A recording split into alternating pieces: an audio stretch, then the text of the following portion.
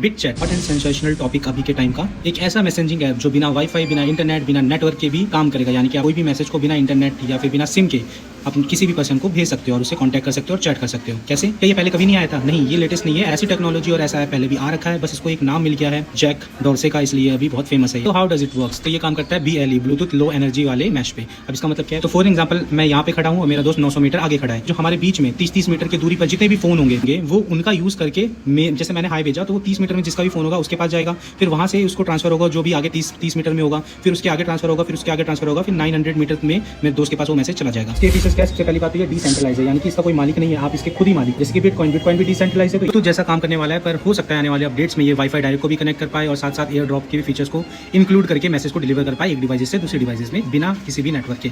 यानी कि एक लोकल होस्ट क्रिएट करके किसी भी मैसेज को ट्रांसफर कर पाए बिटवीन द मैच जो भी कनेक्टेड है आसपास के डिवाइसेज में। तो एक बार कंपेयर कर लेते हैं व्हाट्सएप और हमारे बिट चैट में। तो पहली बात, बिट चैट को इंटरनेट की जरूरत बिल्कुल भी नहीं है। ये एक सेंट्रल सर्वर है, यानी कि इसके आप ही इसके मालिक हो, डिसेंट्रलाइज है ये। फिर इसमें आपको कोई भी रजिस्ट्रेशन करने की जरूरत नहीं है, कोई भी ईमेल नंबर, कोई भी लॉगिन का जरूरत नहीं पड़ेगा। आप डायरेक्ट मैसेज उसको कर सकते हो क्योंकि ये एंड टू एंड इंक्रिप्टेड है। तो सिर्फ आप ही पढ़ सकते हो और आपने जिसको भेजा सिर्फ वही पढ़ सकता है। बीच में होता वो तो जाएगा दूसरे फोन के थ्रू, पर वो उसको पढ़ नहीं पाएंगे क्योंकि इंक्रिप्टेड फॉर्म में होगा। तो बात करें एमफेमिलियरिटी की, तो इसमें हाँ स्टोरेज तो यूज होगा, पर ये रैम को यूज कर सकता है, रैम के स्टोरेज को, या फिर ये टेम्परेरी वे में स्टोर होगा, या तो सिर्फ आपके फोन में स्टोर होगा बिटचैट में। पर यही हम व्हाट्सएप के बारे में बात करें तो वो पहले सर्वर में स्टोर होता है, तब जाके वो आपके यूजर या फिर आपके पार्टनर के साथ वो मैसेज को शेयर करता है। तो ऐसा लग सकता है कि ये कितना वाहियात है, इसको यूज ही कौन करेगा, फिर ये तो नॉर्मल वॉकी टॉकी जैसा ही हो गया। बट यस, ये वॉकी टॉकी जैसा ही है, पर यहाँ पे ब्लूटूथ का यूज हो रहा है। और हाँ, ऐसे सिनेरियो में आप सोचो जब आप एक ऐसे कॉलेज में हो जहाँ पे पूरा नेटवर्क आता है, या फिर आप ऐसे बिल्डिंग में फंस गए हो, या फिर कोई ऐसी सिचुएशन आ गई है इमरजेंसी जहाँ पे आपके इंटरनेट इश्यूज है या फिर नेटवर्क पूरा सिग्नल गायब हो चुका है, उस सिचुएशन में आप लोकल एक मैच क्रिएट करके बात कर सकते हो। फॉर एग्जाम्पल अर्थक्वेक या फिर तूफान आ गया हो इस सिचुएशंस में, या फिर कोई नेशनल इमरजेंसी आ गया हो, तो उस सिचुएशन में आप एक नेटवर्क लोकल मैच क्रिएट करके एक दूसरे से बात कर सकते हो बिटचैट।